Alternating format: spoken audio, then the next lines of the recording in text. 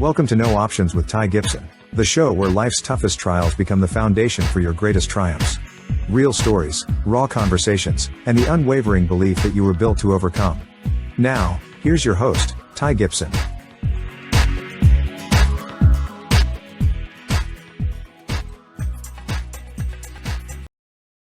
Man, I'm excited to be here today. We always have some great guests on our show, and today, there's a lot of stuff I want to dive into. So I'm going to take today, and it's going to be me, guys. I'm going to apologize up front, but we're going to dive into a little bit. I want to, I talk a lot about obviously overcoming adversity, the no options mindset, but we're going to dive into with those steps that I always take, but we're going to relate it to the business world today. So if you're a small business owner, and you can relate this to life in general, but if you're a small business owner, I really want you to dial in today because I think you'll get something out of this. But I don't ever like to just go out and go, man, I'm the expert at this or I'm the expert at that. I'm telling you guys, I've been through this. And it's kind of, I was laughing the other day. I was like, man, if I'm going to go climb Mount Everest, the tallest peak in the world, I can go read a book or I can talk to somebody that's been there. And I'm not sure which one you would pick, but both of them have a lot of really good information. But I'm going to pick the person that has been there. If they just wrote a book about climbing a mountain and what you need to do in situations, that's one thing. But I want to know the guy that has been on that mountain. And that's kind of where I'm coming from. I'm not talking anywhere outside of if I haven't been on this mountain. So here's some mountains I've been on and some ditches I've been in. So hang on today and let's get started. It's going to be a little bit of gosh, I never thought I'd be doing a classroom style board, but here I am. I want to do a little bit of teaching, and if you're on audio, that's fine. You can listen and learn as well. So, I have been through a lot with my medical, and through weaved in and out. I started businesses, and I've had two businesses, and during all this illness. And, I've had some businesses attempts that didn't work, and I've had some that did. And I always say, I think the Henry Ford story, guys, is kind of the famous one, right? I mean, he failed 7 times before he invented the Model A. And so my theory is don't give up. So whatever you're looking at, sometimes it may not be the right one, but I can tell you this, you're learning on every step that you take. So we're going to jump in today, and I am excited, and I hope that you will listen and get something out of it. So I'm going to be turning around here looking at some of this, but we're going to dive in to the 3 steps. But, in life and in business, when options vanish, growth begins. Think about that for a minute. When we really hit that wall is when we grow. But that's life, guys. I mean, that is life. Sometimes we think, man, this is horrible. This is a bad situation. And I tell the story sometimes, kind of going back to my childhood. My dad used to be, and mom too, that used to be one of those, boy, dust off, you'll be all right. Keep going. And I, at the time I thought, well, that's a little harsh. But I'll tell you this, what I didn't know is the way when that was being done, they were just preparing me for my path ahead. So whatever you're going through, whatever it is, I look at these things as kind of just obstacles to help you get through the next step. And that's definitely what we're going to be talking about a little bit today. So step number 1, my first step when I look at adversity, and I'm going to be looking at kind of from a business standpoint today, as you've heard me talk about if you've been on my podcast before, is step number 1 is grow or die. And I want to bring that, you're either getting better or you're not. I mean, pretty simple. But But I'll tell you this: so when I say die, I don't mean death. I mean letting your goals die, letting your dreams vanish, letting your purpose, letting your business, letting people down that you want to be lifting up. So don't don't take that the wrong way. Grow or die. When we run into adversity, are we growing or are we dying? Now, and I'm going to give you an example through these 3 steps. I'm going to give you an example of some of the stuff that I went through so that we can maybe relate these a little bit better. In 2006, I opened up Crystal and I, my wife opened up a printing company. Coming out of the graphic design background, being a graphic designer, I always laugh. My dad used to ask me, "Boy, what are you going to do with a graphic design degree?" And I didn't really have an answer for it. To be honest with you, I wasn't sure what I was going to do. I had a marketing background, I had a graphic design background, and so here we go. But in 2006, we opened up a business, and we opened up a franchise. We bought a franchise, and it was funny when we were talking to the franchise group. They said, "Hey, we think it'd be better in this town, but but we said, look, we would like to do it here." And so we did, and so that was kind of a first step that we just thought that was the right place. We felt it was the right place. And probably all in honesty, we just didn't want to commute. And that was kind of what we were trying to establish. But in 2006, we get going and we get this thing going. And if you guys remember, and I'm sure most of you do, in 2008, what hit, right? It was the financial crisis. And let me tell you guys something. When you're in a business, and we basically took retirement, we took a lot of stuff and said, "Hey, we're all in," right? And so when we both left corporate jobs, Chris and I both left good corporate jobs to start this. But we knew the end goal it was to own our own business. And then 2008 hits, and it was the banks turmoil. There was a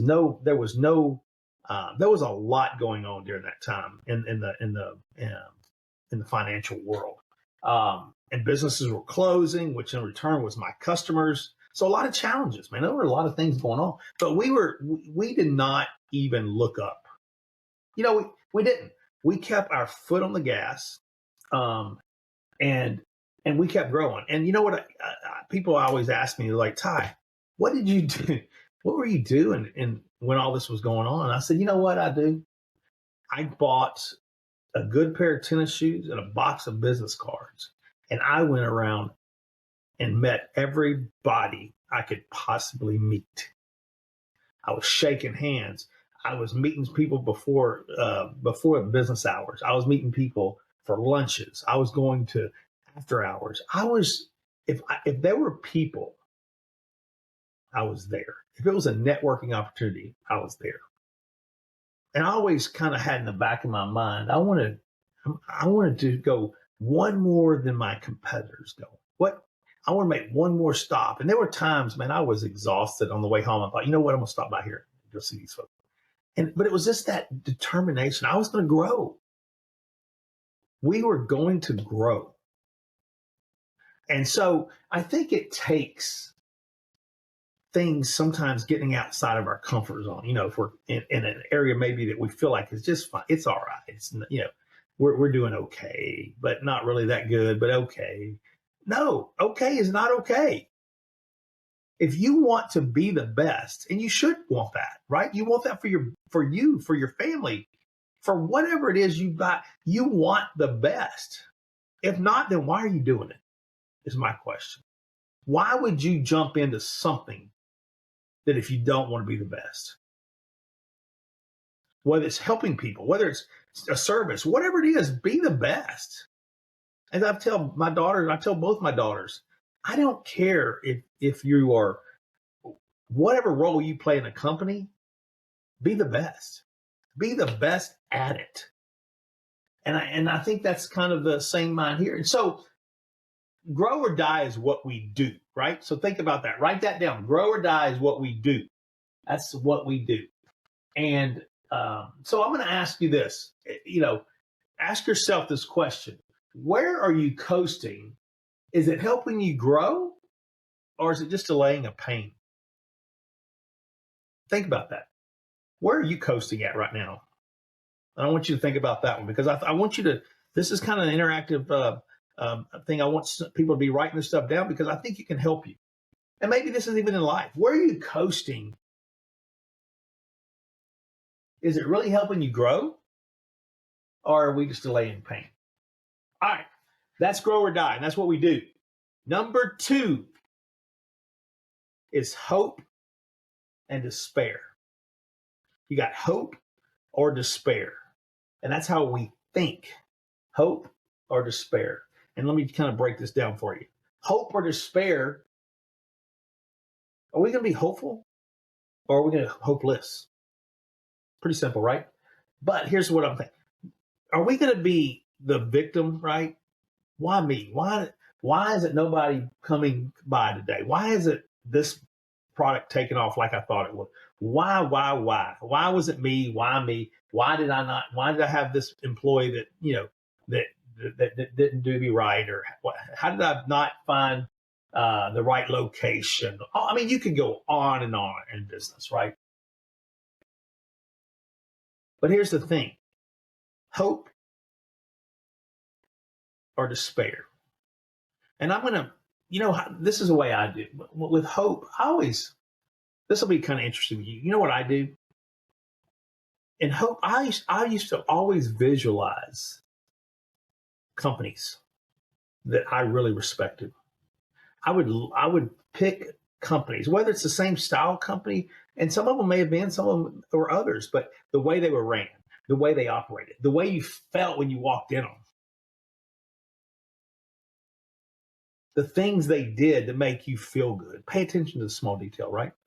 Find those companies that you really felt good when you did certain, when you worked with them or you were around them or you saw them.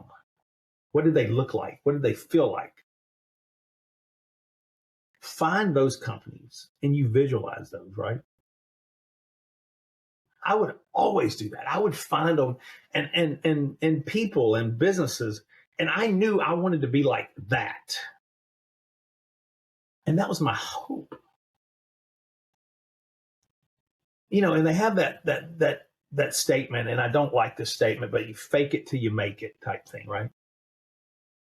But what that does, it puts you in a mindset of where you want to be and how you're going to act when you get there. Because sometimes you've got to be doing that before you get there. You've got to be doing those characteristics. You got to be doing those things of the people and the places you want to get to. So find those places, hope and despair. There's a lot I could go on this. I always say,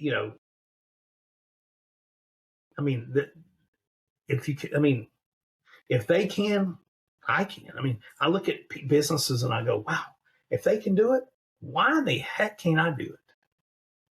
Or if they're being successful at it, I want to be successful at it. And I know I can because I'm watching them, I see them, and I know them. If they can, I can. So find that gives you hope that will keep you going. Don't find the negative going on in your business. Find the silver lining. Be thankful that you're able to open a business. Be thankful that we're here today and we're breathing and we've got our family, we got this business, and we got these, whatever it is, right? But find the silver lining because we can always be a negative thinker. And negative thinking is a detriment to a business. And so here's my question I want you to do. One fear that is stopping you. What is a fear right now that is stopping you? Just find one. And then one possible outcome of that, right? What is something you could do to overcome that fear? Just something small. Just something small, and take action today to overcome it. Today, not tomorrow. Today, think about an action that you can take to flip it from a negative thinking to a positive thinking. Take that today, not tomorrow. I mean, time, you don't want negativity growing in your business. So today, find something small. You're not going to turn it on and just tomorrow be a positive company, but I can promise you this, small steps will create a much better environment. So find your one fear that's stopping you, find one possible outcome that will help overcome that, and commit today to do something about it. Okay, we're going to keep moving on here. Now we're getting into step 3. Just remember, hope or despair is how we think. So number 3 is humor or drama, and that's how we talk. Humor and drama is how we talk. So let's talk about that for a second. You know, humor and drama. I mean, I could also talk a lot about this one too. Because when I say talk, this is how we talk, right? Yes, talking to others and talking to people in the business and coworkers and employees and management staff, whatever that looks like. But here's the thing. A lot of times it's talking to ourselves. How are we talking to ourselves? Are we encouraging ourselves in the morning to get going? Or is it, oh my gosh, I don't want to do this again. I don't want to be there today. I don't want to deal with this. What are we saying to ourselves that is causing just you to just really keep yourself back, right? So think about how we're talking to ourselves. And we talk to ourselves a lot more than you may think. It's how we think about it, internal thinking. But a lot of times we're talking to ourselves. So think about that. But, you know, one of the things in my situation where I used to really talk to myself and talk to my staff, in my story, after I got through my first transplant, and I was, you know, just given life, and man, I was just, I was just excited to be here, and I still am. Every day's a bonus day to me. But got our business started. I was able to adopt my daughter, and all these great things going on, right? And then my kidneys failed again. At this point in time, I had like 40, 45 employees. And guys, I would go to dialysis 3 days a week. I would get up in the mornings at 4:30, well, at 4, and I would drive to dialysis to be there by 4:30. And I would be in dialysis till 9 a.m. And then after that, I would go into the office. And I had to go in kind of like, wow, I'm here, guys. Let's go, kind of, you know, cheering, be the leader. My wife was there, and she was extremely helpful, but she had part of the business. I had part of the business I was responsible for. And mine was really kind of to somewhat rally the troops, keep them going, keep pushing. We were growing strong, a lot of business, a lot of things happening, but I had to keep them moving and excitement and continue to push and manage through this stuff, right? And so we talk about drama and humor. Sometimes we just have to laugh, guys. I remember there was a few key employees that knew what was going on. I didn't tell everybody because if you remember, I talked about growing up where I didn't really share my story, and my dad told me, you know, nobody wanted to hear my problems, put a Band-Aid on it and keep moving. But there were a few of my key employees that knew what was going on. And I used to come in there and I would, you know, there'd be something going on, and I would say something stupid like, hey guys, let me do that. I've got clean blood today. You know, just, I know this sounds crazy, but I would kind of make light of dialysis. And dialysis isn't a light thing, but I had to laugh about what was going on. I had to, you know, tell them, hey man, I'm good. I've got, you know, I'm here. I've been taking a nap all morning. I'm ready. But in reality, that was my way of just keeping myself laughing a little bit and joking, because it was a very serious thing. I mean, I didn't know what was going to happen. I was, you know, I mean, dialysis, guys, if you don't know, I mean, it's a machine that goes in there and takes your blood out and cleans it completely, just pulls all of your blood out. It absolutely drains you. It drains you. And you feel horrible. You're nauseous. You're sick. It's not fun. But I had to find the humor in that when and so what I do, is I'd say, I challenge you, find humor, even in some of our pitfalls and some of our challenges, because find a common, find a common business setback. I want you to do that. Find one common business setback and let's flip it. Instead of saying, hey man, we didn't hit our targets this month, or we didn't hit our goals. You know what? It's okay we hit our goals, but guess what? If we don't hit our goals next month, guys, I'm going to come make up something fun. If I don't do it this month, then our GM is going to come in and have to wear a Dallas Cowboy jersey or a Minnesota Viking jersey or whatever the team may be, right? Do something fun. Do something that just draws a little bit of humor to the company. Bring some life, culture.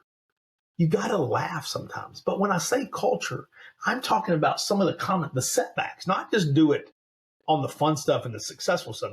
Yes, we're going to reward the wins and all that, but I'm talking about on some of the setbacks. We've got to make humor into some of these setbacks, because if we don't laugh about them, if we don't find a way to find humor sometimes in our challenges, they just overwhelm us. They absolutely just overwhelm us. And I don't know. I just hope I hope that some of these things, the humor and these are they're hard to find sometimes. I do know that, but I hope you find something in it. The stories we tell ourselves daily determine whether we build networks or barriers. Think about that for a minute. The things we tell ourselves, we're building networks or we're building barriers. It's how we talk to others too, right? Nobody wants to be around a negative talk. Somebody it's always poor, pitiful me and drama this and drama that. And, we laugh about that term. Oh, they're drama mama and they're all this drama. You know what? But naturally, we don't want to be around those type of people. So don't be that type of person, especially as a business leader. Just as a person, you don't want to be that person. But as a small business leader, you don't want to lead from that state, right? You want to lead from a positive standpoint. So find positive, build networks, don't build barriers. So I want to kind of go back over the three real quick. Number one, we're going to grow or we're going to die. That's what we do. I want you to think about that. When we run into challenges, when we run into adversity in business, ask yourself, are we going to grow or die over this? And that's what we do. Number two, hope or despair. That's how we think. And then number three is humor or drama, and that's how we talk. And let me tell you something. When you do those three things, it automatically helps you shift your mindset into a no option mindset, which is a positive thinking mindset.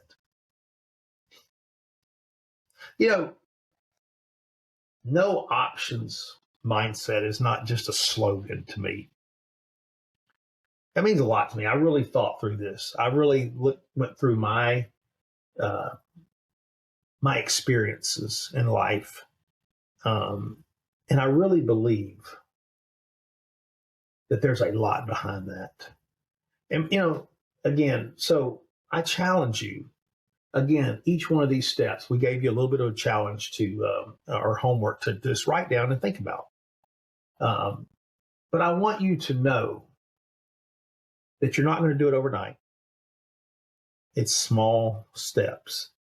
And I'm going to close with a story that I think may help help you. You know, there's a national cyclist team that brings in a new coach, and you guys may have heard this story. I'm going to kind of keep it general and short, but his goal was within 5 years, he wanted to win the Tour de France, and this team had never won a Tour de France at all.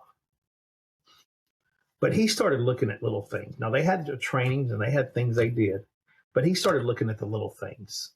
He did things like he changed the material of their uniforms because it was more comfortable. It was more aerodynamic. He took the pillows that they slept on and changed them because they would get better sleep. And in return, getting better sleep, they would perform better. And do you know, it didn't take him 5 years to win the Tour de France. They won the Tour de France in 3 years and have gone on to win multiple others. But I say that story, and it's a great story. If you haven't heard that story, you need to really look into that one because it's a great story. But what I'm telling you, it's the little things. It's the little things. You're not going to go in the office tomorrow and change the whole world, change the whole office. Start doing some little things. Find the little things that start to create your mindset to think in a positive way. And I think you will be absolutely shocked of what happens when we live in a positive mindset. All right, guys, I'm gonna wrap up here, and I'll just tell you, man, I'm not real rehearsed, but I'll tell you this. I probably never should have been a successful small business owner. I probably never should have survived multiple things that I've gone through in my health. But you know, I'm here. And that's why I'm telling my stories, because I hope I can help others through it. But I want you to look back, use me as an example. If I can do it, for God's sake, you can do it. You know, I'm just glad to be here. It's a bonus day for me, and I hope it's a bonus day for you. Go make the best day you can, and go live life as though you have no options.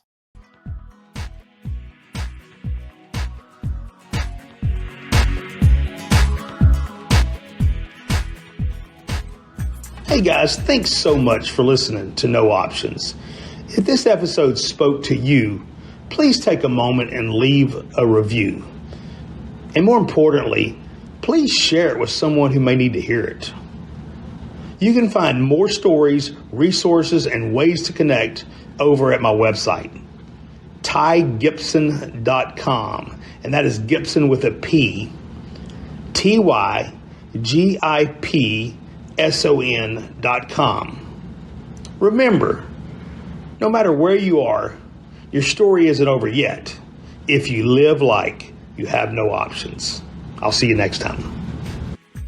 You know Ty Gibson is an entrepreneur, a relentless survivor. Did you know he's also a powerhouse speaker? After overcoming 3 transplants of juvenile diabetes, he built thriving businesses with one mantra: no options. Ty transforms adversity into action. His keynotes ignite audiences with real-world resilience and 30-plus years of sales mastery. Are you ready to inspire your team? Book Ty Gibson today as your next speaker. You can call 512-944-4780 or head over to tygibson.com. That's Gibson with a P. It's time for your event to share the motivation that is no options.